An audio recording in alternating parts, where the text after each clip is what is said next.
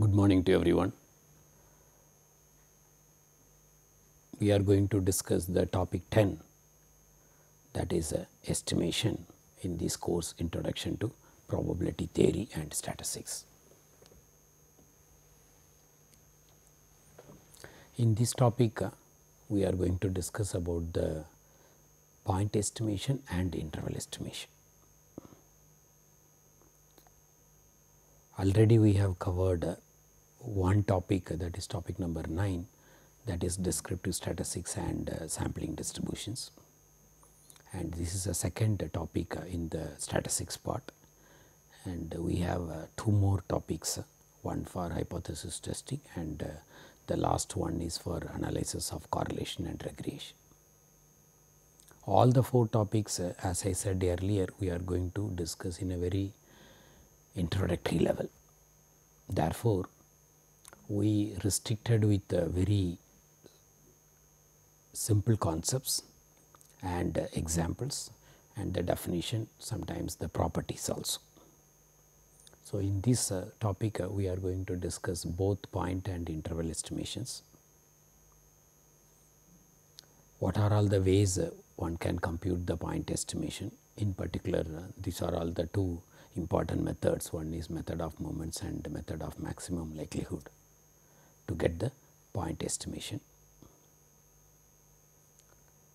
There are many more methods, but still these two are the very important methods. We are going to discuss only these two methods, not any other methods. Then we move into the interval estimation. So, for point estimation we start with how the problem comes, how one can think of applying the point estimation in the statistical analysis, where actually this coming to the picture, and what is the definition, and what are all the properties of the point estimation. Then finally, we will come to the point how to compute that point estimation. So, initially we start with point estimation and so on, definition, properties, but how to compute the point estimation, that is with these two methods will come little later. Fine. So, let me start with point estimation. Let me start the point estimation with one simple example. This is not the only example to explain the point estimation. There are many more concepts. Just to understand where you need to apply the point estimation. You just see the scenario. The population is full of female. You are interested to find out that particular fashion magazine people are going to read or not. There is a particular fashion magazine, whether how many people are reading or what proportion of the people are reading from the female population. That is the interest. In a one particular region, there must be a countably infinite or very large number of female maybe staying there in the place, and our interest is to find out whether they prefer this particular fashion magazine. The way I said, it is very or it is impossible to in that particular region identify all the female and ask them whether you prefer this particular magazine or not. That may be an impossible task, because the population is huge. In that case, whatever the proportion means how many people like this magazine or not. So, like the people divided by the total, that is a proportion.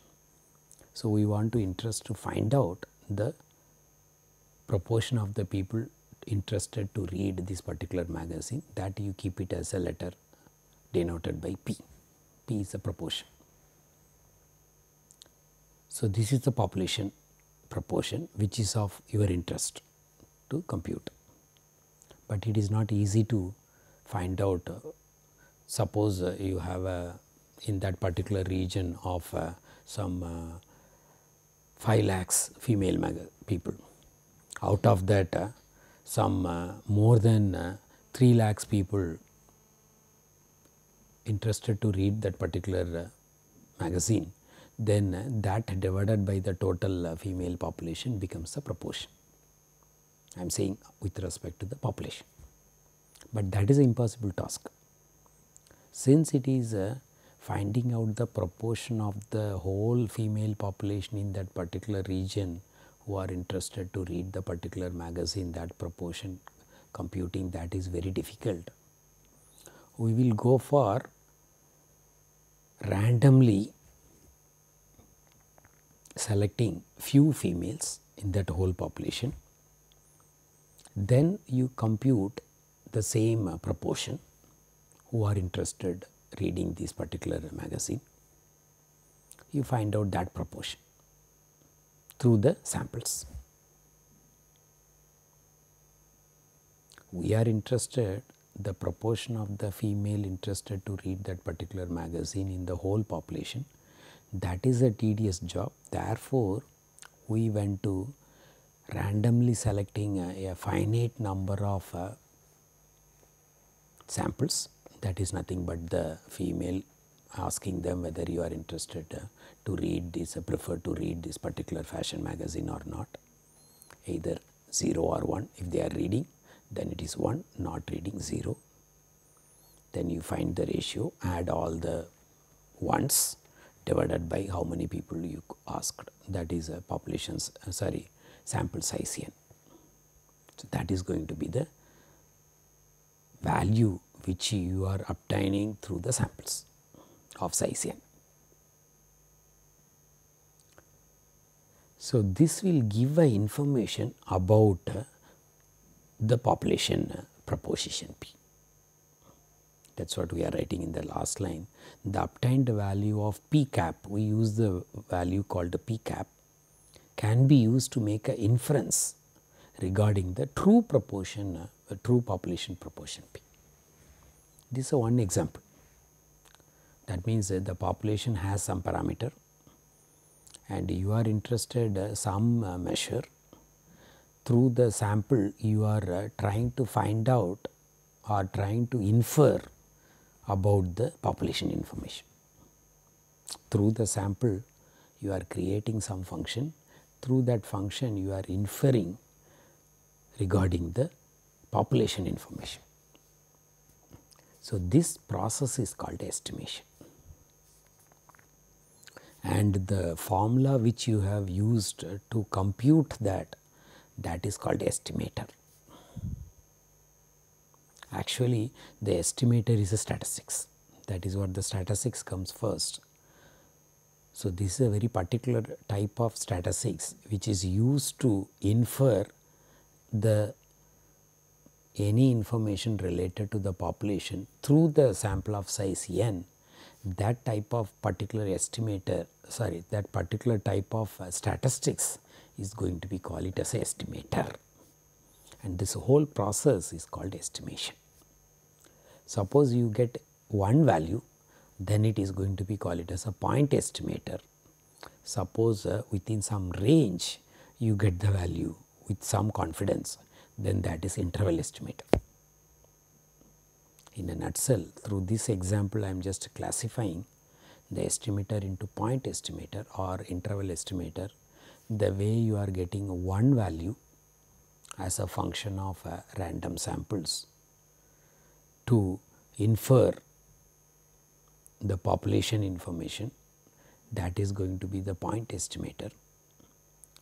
Suppose you get the value which is in some range with some confidence limit, then that estimator is going to be called it as the interval estimator. So, let us see, not it is going to be called it as an interval estimator, the process is called interval estimation. You will get the range in which the values are going to lie. Fine. Let's move into the conclusion of how you conclude as a point estimator. So, whatever I have given example, that is just with the proposition. Like that you can think of many more. As I said in the earlier classes, Suppose my interest is to find what is the class average, the whole class average. I select a few students, from there I get the marks, then I make a sample mean. So, from the sample mean I can infer about the population mean. That means the sample mean is going to be the point estimator for the population mean. So, whatever you want to compute with respect to the population with the help of samples in the form of statistics, that is going to be called as a point estimator. So, in this course what we do is we start with the population follows some distribution. Once you say that the population follows some distribution, it may involves one or two or many more parameters of that particular distribution based on which distribution you choose. Then whatever the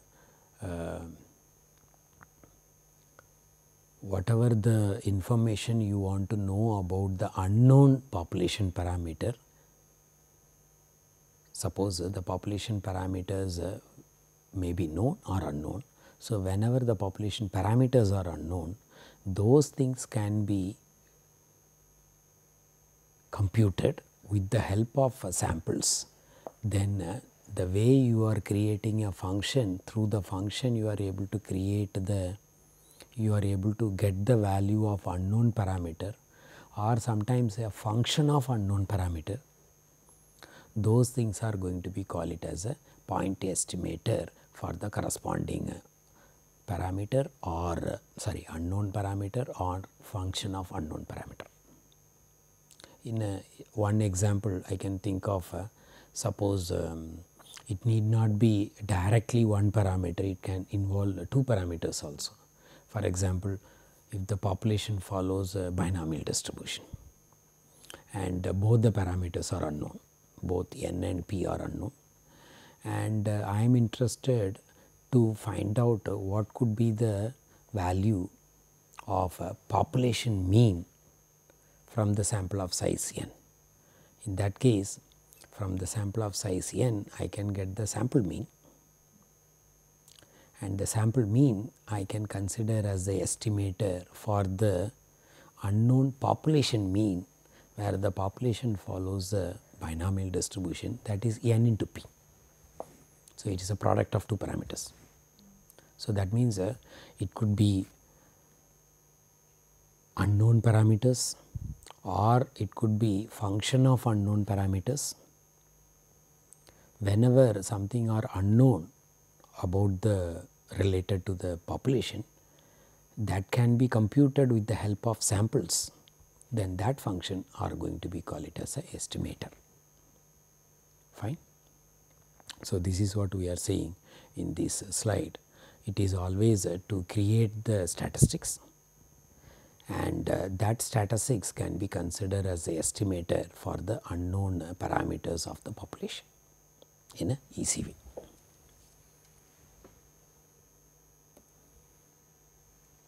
Let me come to the definition. Since I have already explained through the statistics, therefore, first you should know what is statistics, that we have already explained. It is a function of a random samples x1 to xn with all the known parameters. So, that is going to be called it as a statistics. But here we have a population who with a random variable capital X, which has the distribution f. Now, I am introducing with the parameter theta also in the f. So, now onwards I am going to use the word capital F x comma theta. That means it is a function of x with the parameter theta. So, that is the distribution of that is a CDF of a population, and that corresponding random variable is capital X. There is a possibility this theta could be a single value or it could be a vector also, based on what type of distribution you have chosen. Now, we are going to assume theta is going to be unknown.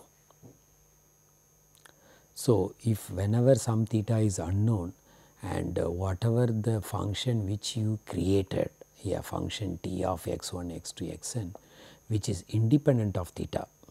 That means whenever you create a statistics which is free from the unknown parameter, that is obviously it is going to be called as a statistics also, and that particular statistics is going to be called it as a estimator of, sometimes it could be directly a unknown parameter of the population, or it could be a function of a unknown parameter. Therefore, I use a psi where psi of theta is a function of theta. In a safer side, suppose if it is only theta, then psi of theta is equal to theta, or you can think of any function. So, as long as you create a function which is free from theta, where theta is unknown, then that can be that will be a estimator of the psi of theta. That is the definition of a point estimator, similar the way I have given the definition of statistics. So, it is almost the same, but only thing is here you should know which parameter is unknown and how you created that statistics which is free from that particular unknown parameter. Then only it is going to be a estimator, not any statistics. See the example.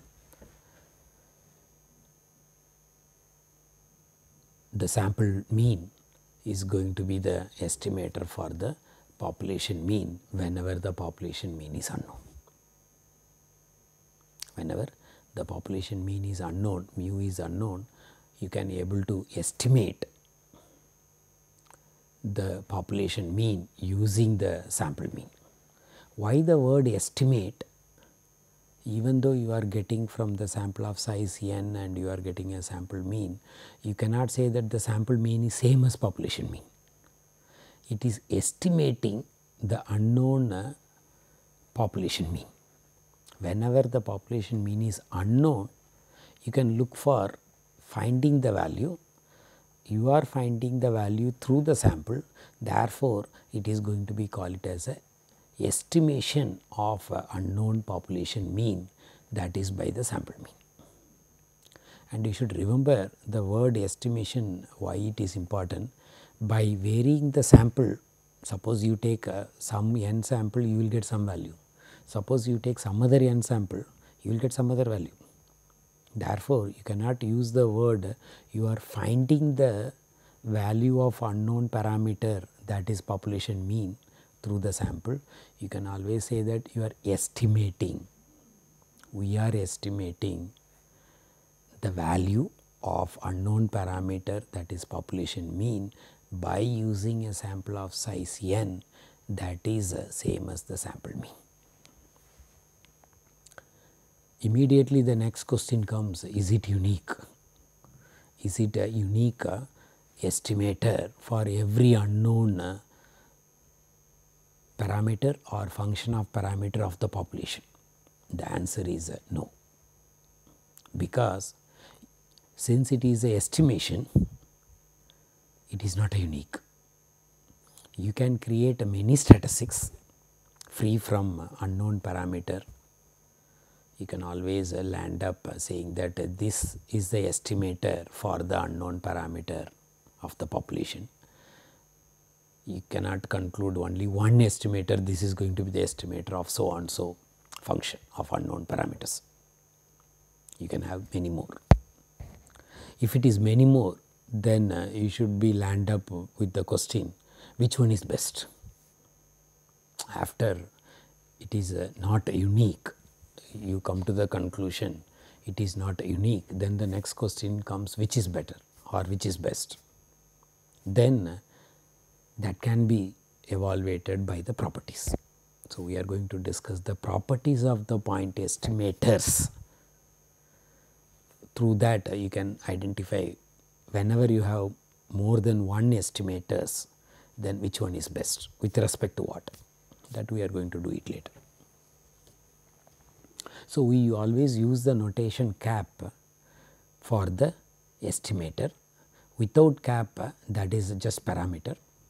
If you put the cap over it, then it is going to be called it as a estimator of that particular parameter.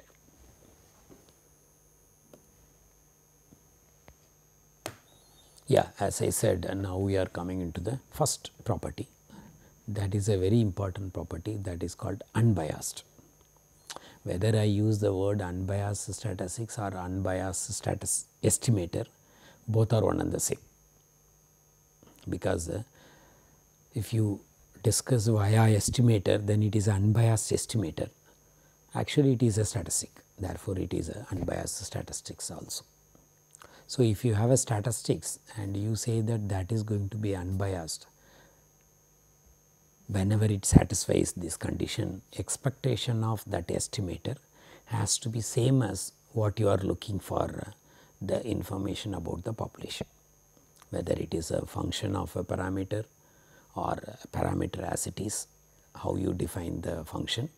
So, as long as the expected quantity is same as that quantity, then it is going to be called it as a unbiased, because the expectation of statistics, that is a random variable, therefore, expectation is possible.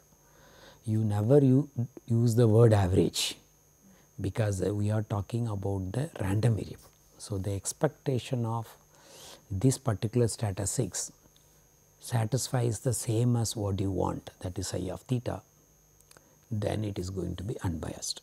Since it is equal, there is a possibility non-equal. If it is non-equal, that means it is biased.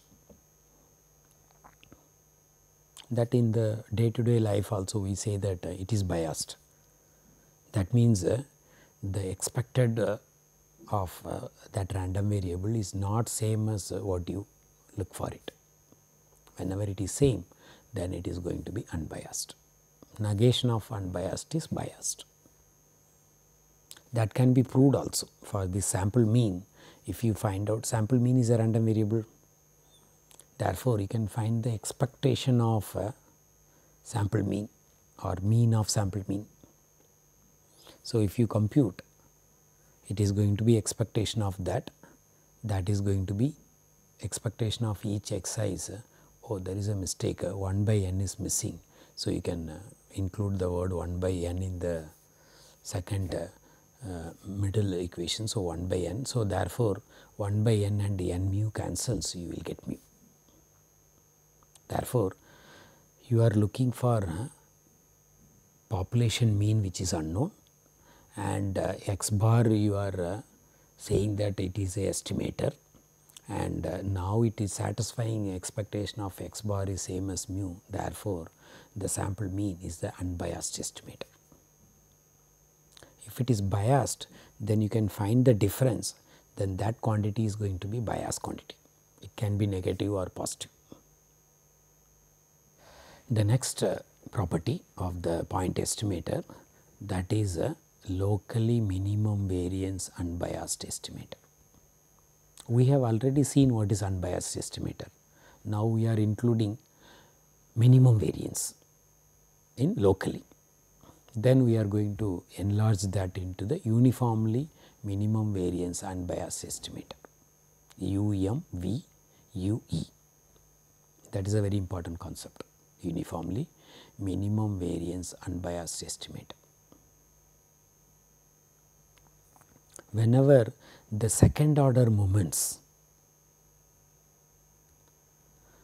which has the lesser one, then that is going to be called it as the locally minimum variance, because it is a second order moment about the mean, that is going to be variance. So, the left hand side quantity is a variance of T naught, because we started with unbiased estimator.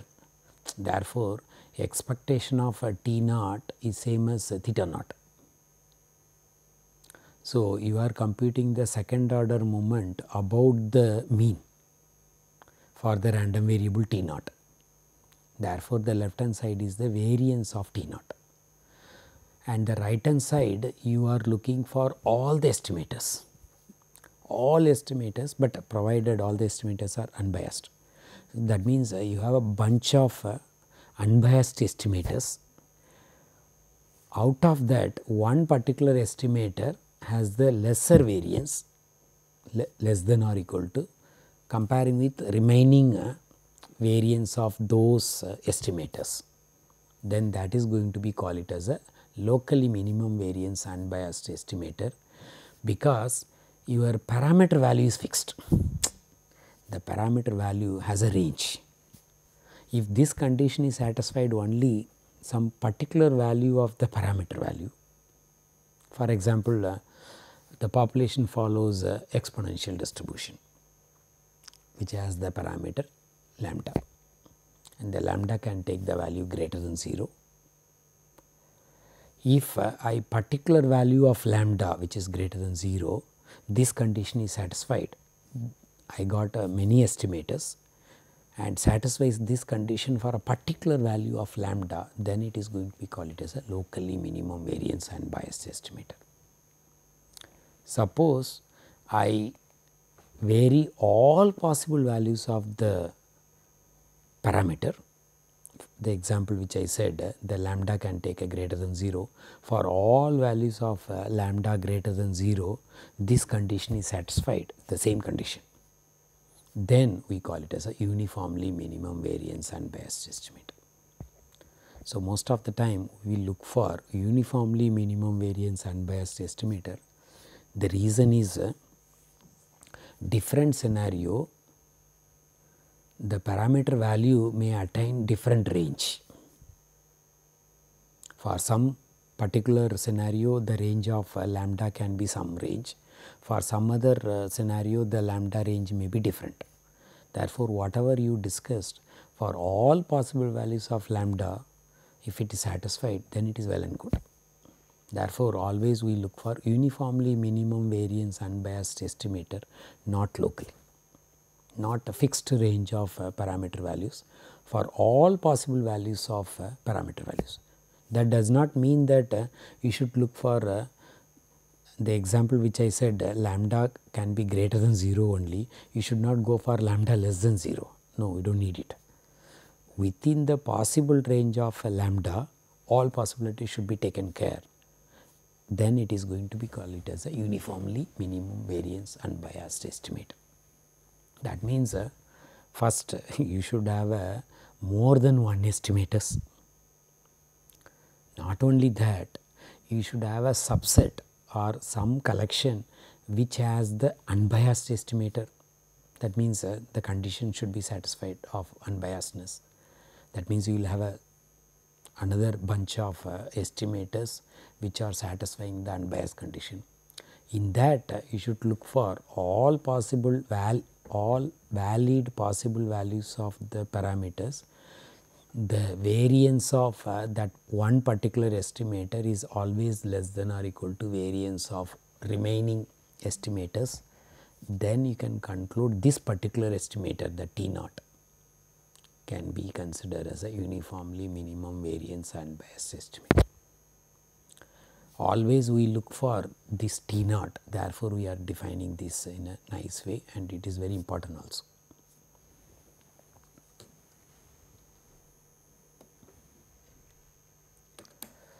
This is a very important inequality under the name of Professor C.R. Rao, grammar Rao inequality.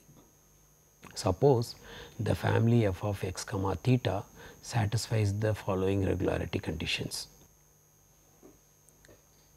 This inequality will give the estimator. By satisfying these conditions, you can finally land up a uniformly minimum variance unbiased estimator as long as it provides these conditions. That means it is easy to find out the uniformly minimum variance unbiased estimator through this process. What is that process? Suppose you have a family f. This f is nothing but the distribution of the population.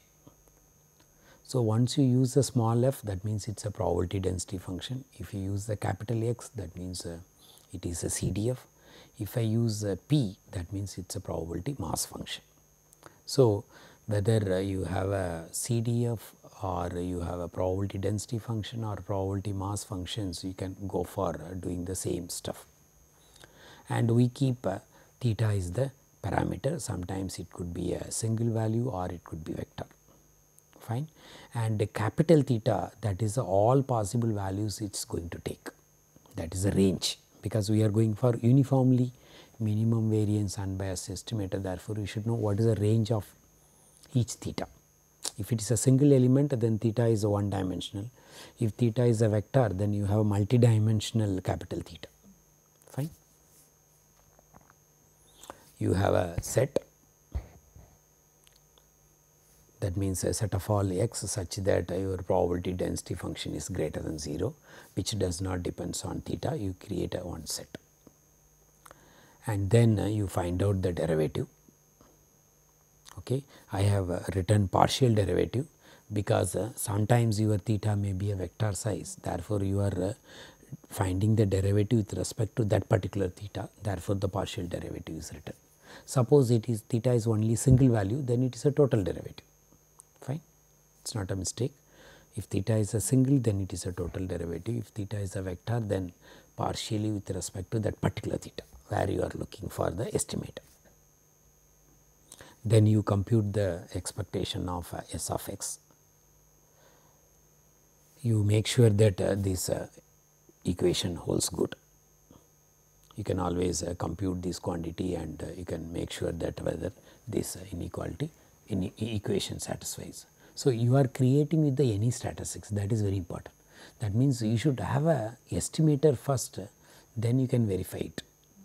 This method will not find out the estimator, it will tell the estimator which you have or the statistics which you have, whether that is going to be uniformly minimum variance unbiased estimator or not. Only that much it will tell, it will not give the estimator. Fine. So, you start with the given statistics S of x, then S of x or T of x, I was confused both. So, you can use the T of x also. So, you use the T of x and make sure that that is going to be unbiased first.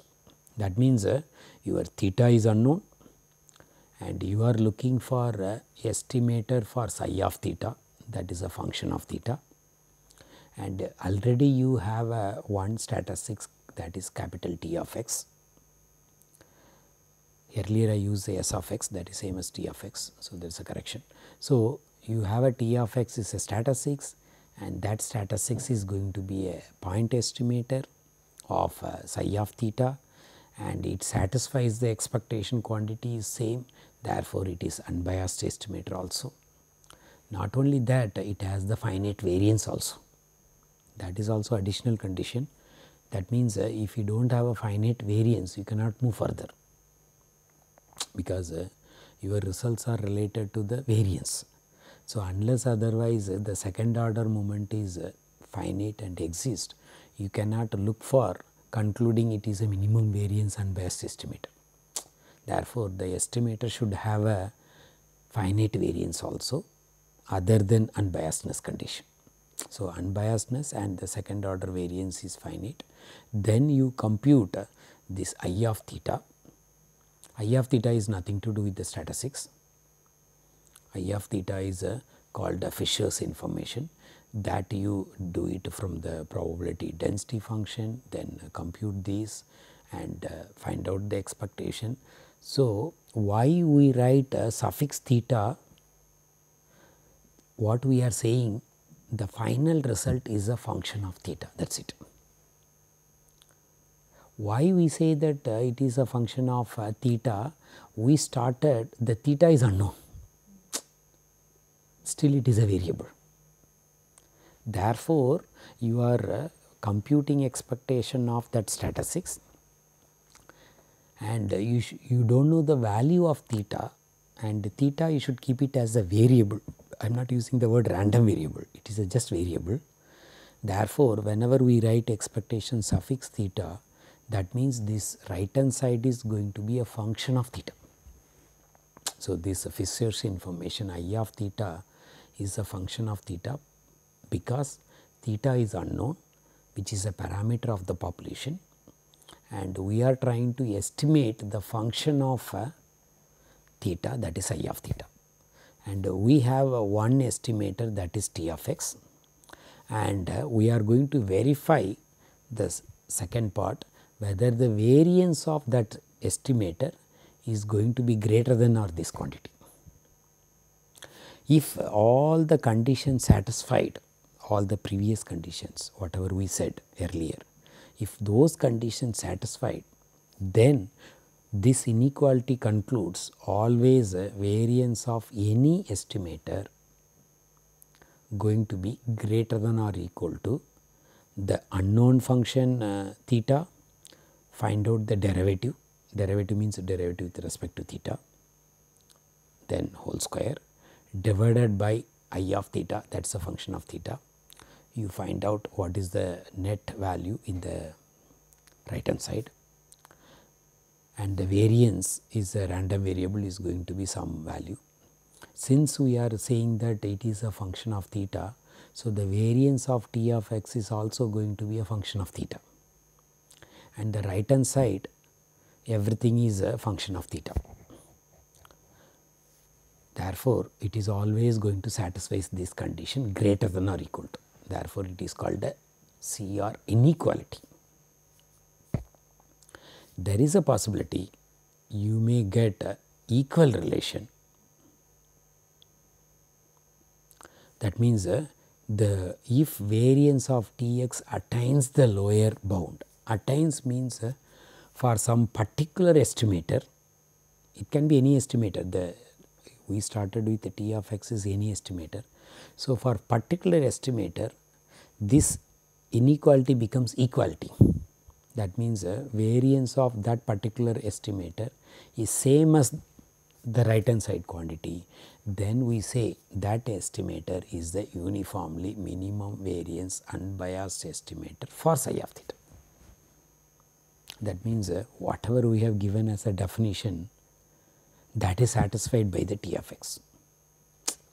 The T of x, if you see the definition of uniformly minimum variance unbiased estimator, you should have many more estimators, then you should have land up unbiased estimators, then you should have keep on checking where it has the minimum variance for a whole range of parameter of the theta which is unknown.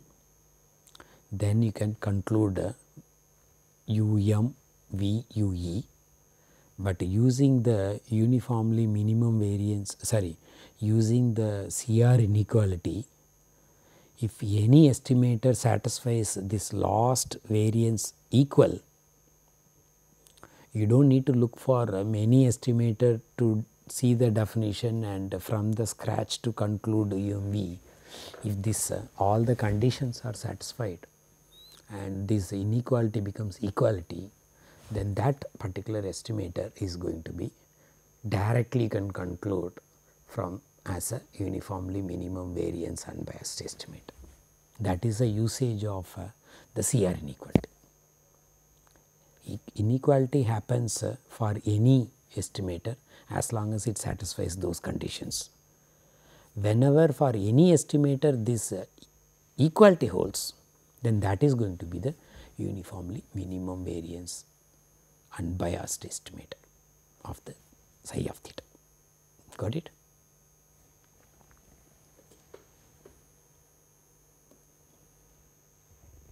Let us see the example. In this example, we started with the population follows Poisson distribution. Population follows Poisson distribution. You know that Poisson distribution has only one parameter lambda. You assume that lambda is unknown. It is not written here, but you assume that lambda is unknown. Therefore, you are interested to estimate the unknown parameter lambda. Fine. The question is find the uniformly minimum variance unbiased estimator for unknown lambda. You apply the CR inequality what I have explained. So, I of lambda is equal to n divided by lambda. Variance of x bar, after doing all the computation you will get lambda by n, and you are looking for estimator for lambda only, therefore, your psi of lambda is lambda, and you verify all the properties conditions satisfied by the CR inequality. then if you compute the variance of x bar, you will get lambda by n, and also if you compute the psi dash whole square divided by I of theta, because you see that the numerator is derivative of lambda, that is 1, and denominator is n by lambda. Therefore, when you make a ratio, you will get lambda by n. So, that is the value which you are getting in the right hand side, and if you compute the variance of x bar is your sample mean, and the sample mean variance here. So, here also there is a mistake, 1 by n is missing. So, if you compute that is going to be lambda by n, that means your lower bound attains with the estimator x bar. Therefore, you can conclude x bar is the uniformly minimum variance unbiased estimator. In this process, we have not seen any other estimator. We just keep one estimator, we verified, therefore, we concluded that is uniformly minimum variance unbiased estimator, but it is unbiased also, that also you can verify. So, mean of a sample mean, that is going to be the same population mean, and all the conditions are satisfied, therefore, the conclusion. Like that there are, you can change the distribution, then so on, you can identify whether it is uniformly, but for that first you have to start with estimator. So, finding the estimator is going to be the later exercise. We are discussing the properties of the estimators. There are a few more properties which I want to discuss other than unbiased and the minimum variance. The next one is a relative efficient estimator. Suppose you have two estimators, you can conclude which one is going to be relatively efficient one. Obviously, first it should be unbiased. If they are not unbiased, then you cannot compare efficiency. So, before efficiency, you have to make sure that they are unbiased, both are unbiased. Therefore, here I have made it just a estimator unknown parameter theta, it can be a psi of theta also. If you are estimating for psi of theta, then the expectation of T1 has to be psi of theta, that is same as expectation of T2, but in a simple case I made it as a theta, it can be psi of theta also. So, based on this definition you can conclude which is going to be efficient, that means whichever has the lesser variance that is going to be the efficient. That you know, the variance means how much it is deviation from the mean. Therefore, if it has a lesser variance, then it is going to be more efficient. So, this can be compared only for any two estimators, therefore, it is called a relative. Yes, see the example. In this now we are coming with the two different estimators for the population following Poisson distribution. Assume that parameter is unknown. In this problem, not only sample mean is the estimator for unknown parameter lambda, the sample variance is also the estimator.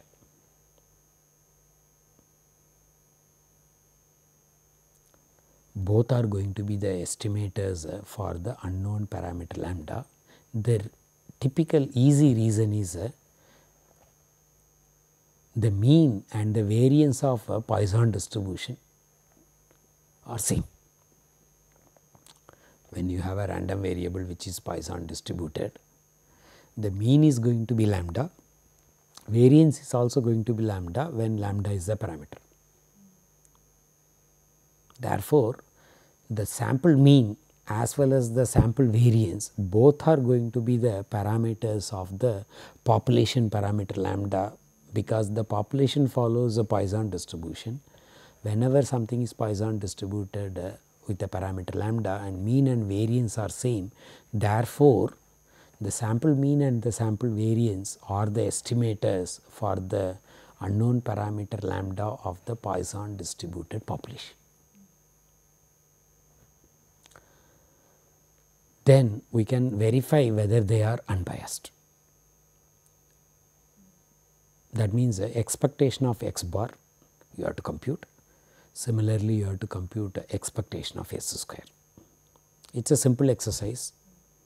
Expectation of x bar by keeping x is a Poisson distributed random variable, therefore, each sample is also Poisson distributed random variable, therefore, individual mean is going to be the same mean, therefore, n times mean divided by n, therefore, you will cancel, you will get the population mean.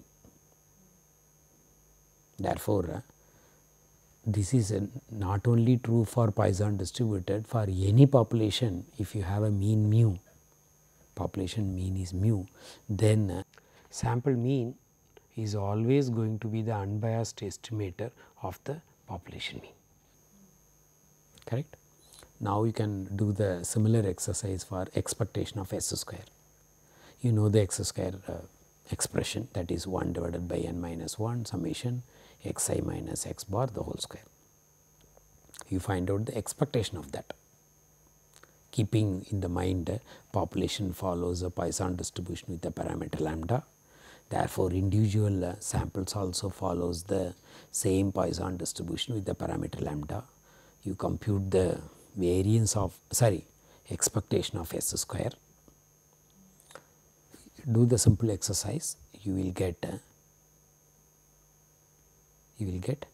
same population variance, that is lambda, because the population follows Poisson distribution. So, the mean of a sample mean is going to be the population variance, and the mean of a sample variance is going to be the population variance, and the population variance is unknown, both are same. Therefore, we got the two estimators, and both are satisfying the unbiasedness condition, therefore, both are unbiased estimators.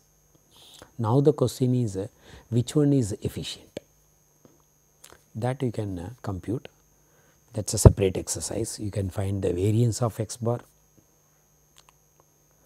variance of x bar, that we have done it earlier, that is sigma square by n.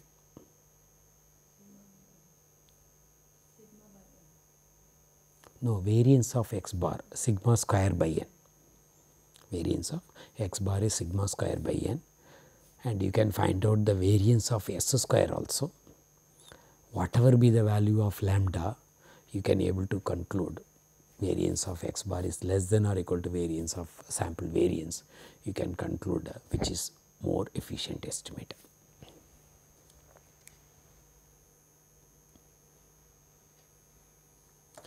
The another one is efficient estimator. Earlier we discussed the relative efficient estimator, therefore, we discussed at a time two estimators. Now, we have a collection of unbiased estimators, in that we are concluding which is going to be the efficient estimator, fine. So, what it says, first it has to satisfy the unbiasedness condition, then it is going to be the efficient estimator whenever the variance of that is same as your Fisher's information. If that is satisfied, then you can conclude the one you made it as a uniformly minimum variance unbiased estimator, that is going to be the efficient estimator also.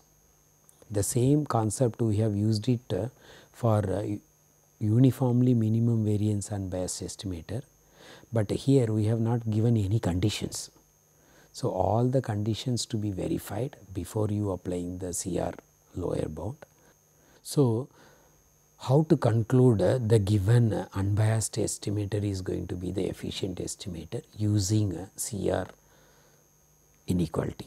So, you compute this quantity, that is the right hand side is psi dash theta whole square divided by Fisher's information. If that right hand side quantity is same as variance of that particular estimator, then that particular estimator is going to be called it as a efficient estimator. The same concept we have used it to conclude that estimator is going to be uniformly minimum variance unbiased estimator. The same concept is used to conclude that estimator is going to be efficient also, that is the additional information. from this definition.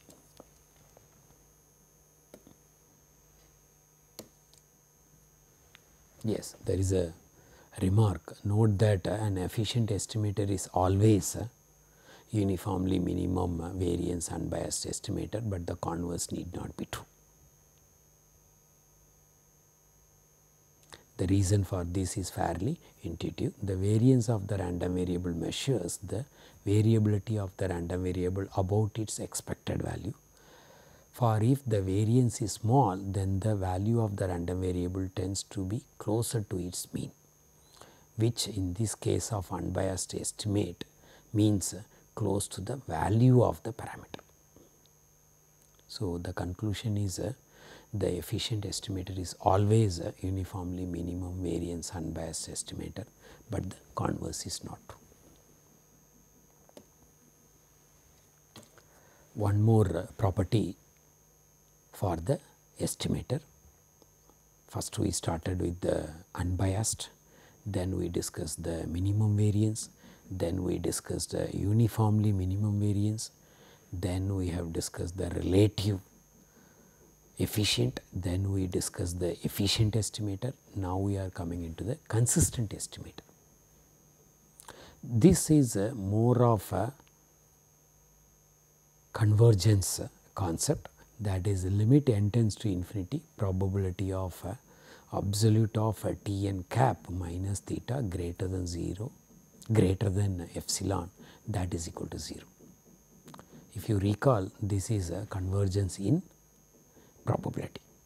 So, whenever you have a collection of estimators, whenever you have a collection of random variable, a collection of estimators for a sample of size x1 to xn, and we say that one particular we say that this sequence of estimators are going to have a consistent estimator provided this condition is satisfied. That means it is a function of n. You see that you have a sequence of estimators as a function of n, and n is a sample size. That means suppose you make a sample mean is a estimator as a function of n. Therefore, you can think of a sample mean is the sequence of estimators as a function of n. So, as n tends to infinity, if this condition is satisfied for a given epsilon greater than 0, that means this sequence of estimators converges to theta in probability, then you can conclude that particular estimator is going to be a consistent estimator. Fine.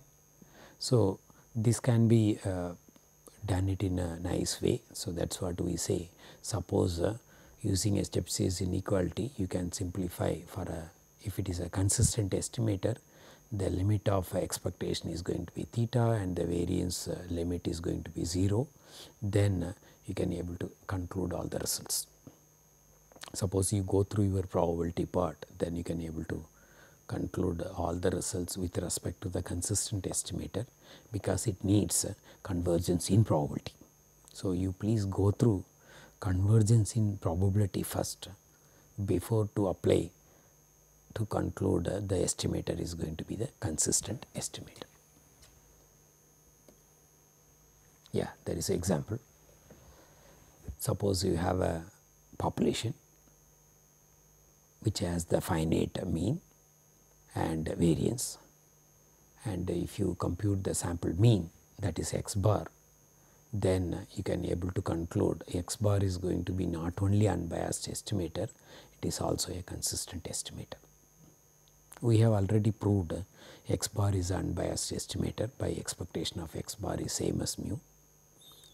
Now, you have to create x bar as the with the notation x bar suffix n, that will form a sequence of random variable x bar suffix n, that is going to be a sequence of random variable for different value of n is equal to 1, 2 and 3. Then you apply convergence in probability, then it is possible to conclude limit n tends to infinity probability of absolute of x bar minus mu greater than epsilon is going to be 0, because till now whenever we write x bar we write just x bar, but it is a function of n. So, to conclude it is a consistent estimator, you should feel this x bar as the sequence of random variables as a function of n. Then you should verify whether x bar converges to mu in probability. If it satisfies, then you can conclude it is a consistent estimator. It can be proved also. So, with this example I am concluding it is a consistent estimator. Yeah, it is given. It is given the first part, it is the unbiased, and computing the variance, then apply the limit n tends to infinity variance of x bar is equal to 0, then you conclude you can apply the convergence in probability nicely using a Chebyshev inequality, you can conclude.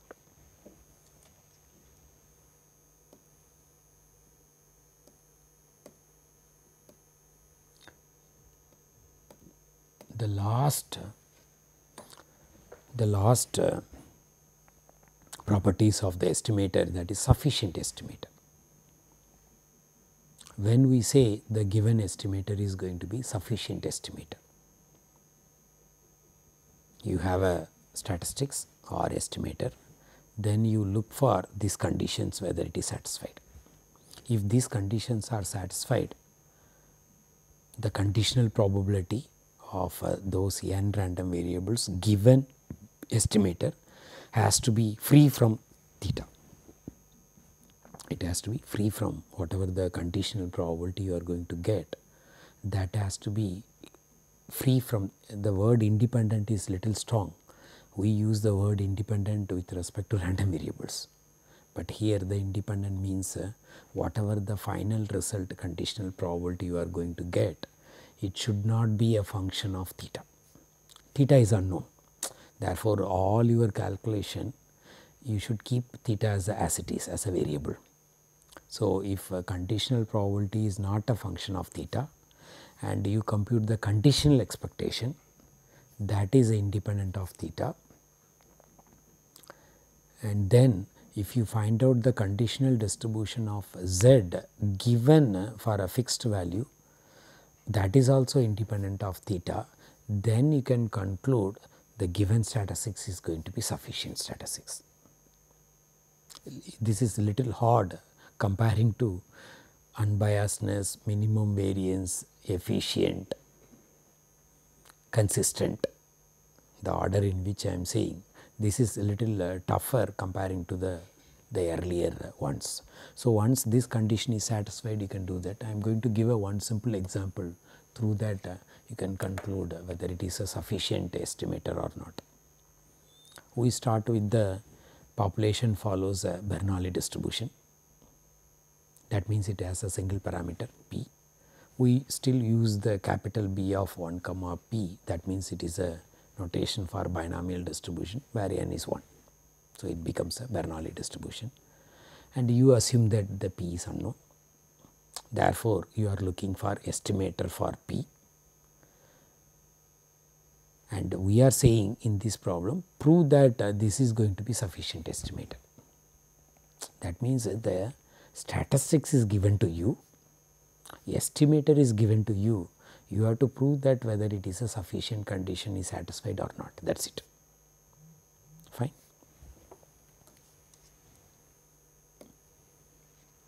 So, there is a lengthy derivation in it. If you see the estimator carefully, it is that 1 by n is missing in the sample mean. When you write the sample mean, you write 1 by n summation of x i's. So, without 1 by n we have a statistics, that is summation of x i's, and that is the estimator, and we want to conclude whether that is going to be the sufficient estimator. You see the steps in which we have carried out, and the final result is not a function of a unknown parameter p, the conditional probability. Therefore, similarly it satisfies the other condition also. I have not written all the steps. What I am saying is once you get this, then the other things are quite easy.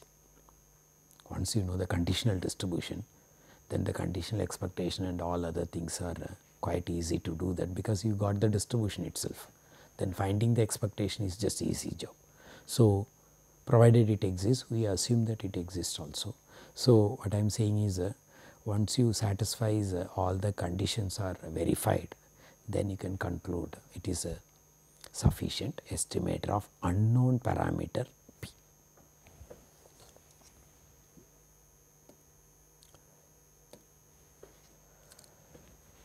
With this, let me complete the first lesson on estimation, whereas in the subsequent 2 lectures we will go for how to compute the point estimator and how one can study the interval estimation also. That is the 3rd lecture. So, with this let me complete the lecture 1 of topic number 10, that is estimation. Thank you.